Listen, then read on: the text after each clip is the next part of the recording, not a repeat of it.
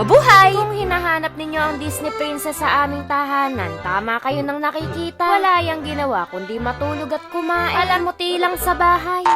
Kayo na ang mag-isip kung sino sa dalawa na yan. Basta isa lang ang sigurado. Mapapalayas na yan, konti na lang. Nilalagnat nga pala ang inyong kalaon, pero kita nyo naman, nakuha pang magbutas ng lik. Kaya sabi ng alaga ko, huwag kang lalabas ng ganyan, uy, baka pulmonin ka. Dinadasog ko na nga yung pinto, mga laon, ayaw talaga akong palayasin. Pero hindi tayo nagpaawat, laon to oy. Hindi pa nga ako nakakaalis, nakaramdam na ako ng lamig. Agoy, ginusto mo yan, hilig kay eh. Kaya nag-jacket na ako. Mamaya ko na lang i-flex yung likod natin. Kapag mainit, sisibat na nga ang inyong kalaon na may biglang tumawag ng laon. Syempre, ngingiti yan kahit may nararamdaman yan. Nakapag-backless nga yan. Kaso, nagpahatid na lang tayo at hindi talaga kakayanin ng katawang lupa. Habang nasa biyahe nga tayo mga laon, nakita ko yung mga kasamahan kong sasayaw. Kita-kits na lang ka ako sa venue. Pagdating namin, hinanap ko kagad yung rason kung bakit ako tumayo ng higaan kahit nilalagnat ako. Naunahan pa nga ako ng mga batang laon. Talagang kuhang-kuha nila yung turo ko. Haguy, baka laon yan. Hindi ko alam kung ito talaga yung hinahanap natin. Hindi pa kasi nabubuksan. Pero inamoy ko, ito nga yun mga laon. Compare. Meron ng mga pagkain dito sa hapag pero hindi pa kompleto. Ito nga kadaming pugo. Hindi ko binawasan yan ha, tinignan ko lang. Kayo naman. Nag-iihaw pa nga ng isda mga laon. Sabi nila ang hito daw ay nagmumukbang ng tao. I-search nyo mga laon kung totoo. Baka mamaya gawa-gawa lang yan para hindi tayo kumain ng hito.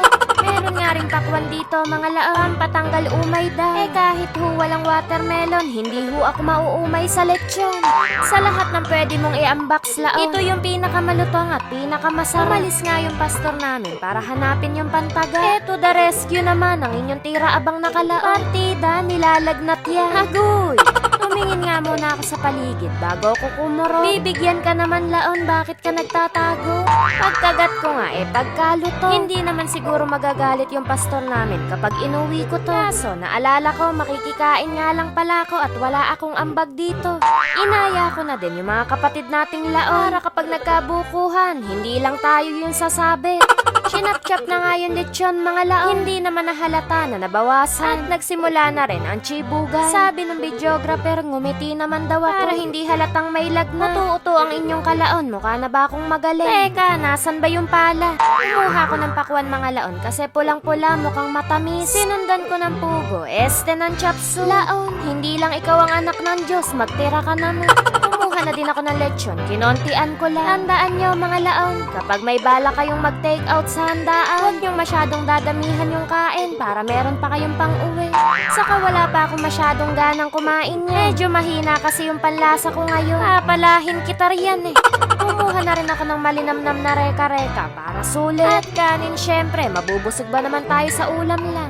Huling-huli, may buhok sa kanin. Hindi sa akin to at may kulang. Kaya tinignan ko sa katabi ko, baka siya. Kaso, hindi din kay ate Ana. Kaya kumuha na lang ako ng pakwan, pabayaan na natin. Kasama sa buhay yun.